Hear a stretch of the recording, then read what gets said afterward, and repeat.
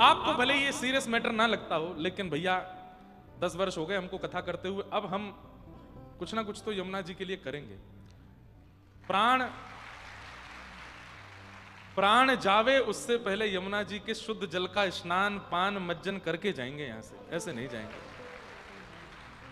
यमुना जी में हिलोरें आती हों, यमुना जी कलकल करके बहती हों, यमुना जी का जलपान ऐसा, वृंदावन के लोग घरों में स्नान ही नहीं करें, सब यमुना जी जामे स्नान करने, वहीं का जलपान करें, वहीं तिलक स्वरूप कर रहे हैं। आहा, कहीं पूज्य मलुकपीठ वाले महाराज जी बैठे हैं, कहीं हमारे गोरीलाल कुंज वाले महाराज जी बैठे, सब वहीं बैठ करके संध्या वंदन कर रहे हैं। सुबह सुबह 5 बजे का दर्शन देखो, सारे व्रजमंडल के संत यमुना जी के तट पर बैठे हैं, सब अपनी सेवा में लगे हैं। कहीं ठाकुर सेवा चल रही है, कहीं शालिग्राम सेवा चल रही है।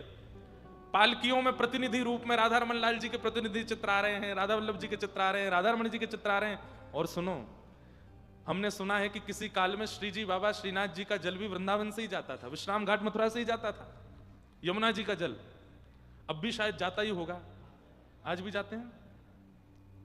पर जिस दिन पवित्र हो जाएंगी यमुना जी, कितना आनंद आवेगा।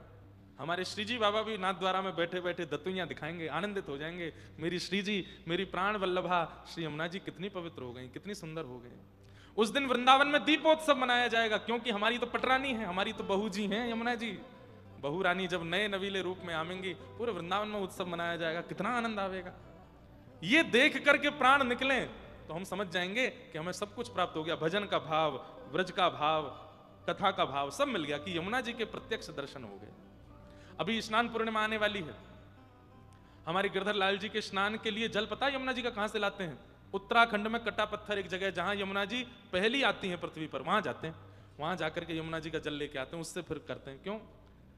बिल्कुल शुद्ध स्वच्छ, बिल्कुल जैसा यमुना जी का स्वरूप है, श्याम वर्णा, वैसी है वहां पर। लेकिन जैसे ही आप जाओगे, भीतर के एक एक पत्थर देख सकते हो, कंकड़ देख सकते हो, इतना सुंदर जल है यमुना जी का। सूरदास जी से किसी ने पूछा सबसे स्वच्छ और सबसे पवित्र नदी कौन सी भारत की, तब उन्होंने कहा गंगा जी। किसी ने कहा आप पुष्टि मार्गी होकर के यमुना जी का नाम नहीं बोले? तो सूरदास जी बोले आपने नदी के बारे में पूछा था, उसमें गंगा जी का नाम है, यमुना जी तो अमृत हैं, यमुना जी तो साक्षात पटरानी हैं। भैया उन यमुना जी के लिए प्रयास करो। राधा रमन लाल जी, राधा वल्लभ लाल जी, श्री बरसाने वाली हमारी किशोरी जी, गिरिराज जी, सब प्रसन्न हो जाए, पूरा व्रजमंडल प्रसन्न हो जाएगा यदि यमुना जी अपने रूप में पुनः आ गई तो।